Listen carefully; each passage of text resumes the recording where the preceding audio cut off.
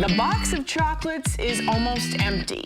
The flowers are in a vase, hopefully still blooming, and the cards are set up on the fireplace mantle. Valentine's Day 2022 is history. But the day to celebrate love has a long history of its own, especially here on Delmarva. How long? Well, that sort of question is why we have Jim Duffy of Secrets of the Eastern Shore around. He's back this week with a Valentine's Day love story that dates back 200 years to the 1800s and involves one of the greatest hometown heroes that we know of, right? Good afternoon. How are you? Good afternoon, right, yes. How was your Valentine's Day? Everything was great. Nice, just quiet, out to dinner, lovely. Nice, I love that. Yeah. So our starting point here is in Talbot County. It is in Talbot County, so this is kind of a mother-son love story, a little bit different. And a man named Fred Bailey, a little boy named Fred Bailey, grew up on Tuckahoe Creek in Talbot County. And it's kind of a story about the roller coaster of life.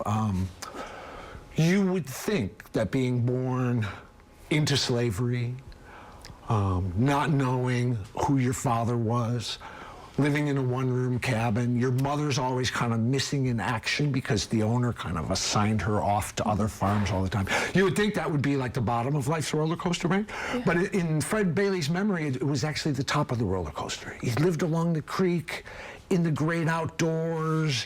He was in this one-room cabin with a beloved grandmother, just kind of running wild for the first 8 years of his life. And he later wrote about how sort of his days were just filled with uproarious joy in those early days of his life when he was running wild.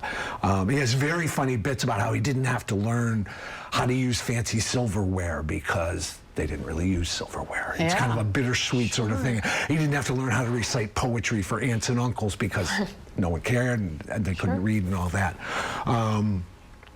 But after about 8 years, those days came to an end. And his beloved grandmother took him on a long walk, clear across the county, what, 15 miles or something like that on this long walk. There's one scene that he remembers later in which he's super tired and this grandmother has to like pick him up and throw him over her shoulder like a sack of potatoes. And he's going to this place. He came from a very small kind of farm. And he's going to this place that's like something he's never seen before. There's 200 enslaved people living there. There's blacksmith shops and shipbuilding operations and all these things going on. And what happens when he and his grandmother get there, it's really sad, is that his grandmother ditches him. She leaves without telling him that she's leaving. Yeah, and so he's left there, and what happened was his owner worked for the famous Lloyd family in Maryland, and this is the Lloyd plantation. And he had reached an age where he could actually start being assigned as an enslaved boy to do jobs. And so he wanted to be enslaved over there. Fred would have a lot of problems later in life with sort of slavery. The weird thing about this incident is that his problems weren't really with slavery, it was with a member of his own family. His Aunt Katie took a real dislike to him for some reason, or thought he needed some real tough love. She refused to give him enough food. Oh.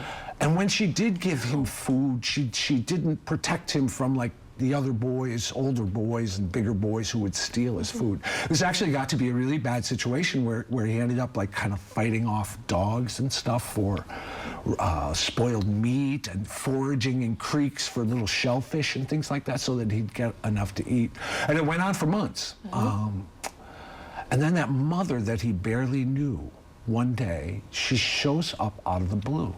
Now, he knew her well enough to kind of unburden his heart to her and tell her about all of his problems. And so what she did was fix everything in the blink of an eye. It's unclear from the writings that Fred made later in life whether she called in the plantation powers that be or just kind of read the riot act to Aunt Katie, but everything was fixed. And he ends up on his mother's knee and he says, I knew that day that I wasn't just a child, I was somebody's child. I felt prouder on my mother's knee than a king upon his throne. But, and that moment lasted for a lifetime for Fred, didn't it? That moment lasted for a lifetime. So if you flash forward 30 years, Fred has found his way to freedom in this incredible pull yourself himself up by the bootstraps story. He has taught himself to read. He has become actually one of the most famous men of his time. He has changed his name to Frederick Douglass,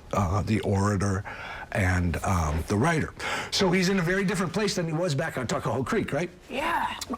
One of the little differences in this new society that he's in is they celebrate birthdays. He has no idea when his birthday is. That enslaved children didn't know when their birthday was. And so he picked February 14th as the birthday. And the reason why he picked February 14th is when he was on his mother's knee, she served him a piece of ginger cake cut in the shape of a heart. Aww. And she called him my little Valentine.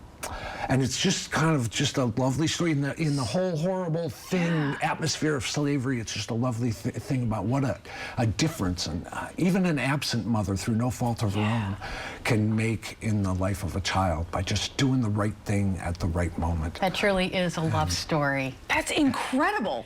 And as a mom, you get that, right? I get it. Jim Duffy, Secrets of the Eastern Shore, thank you so much for bringing the love today. All right.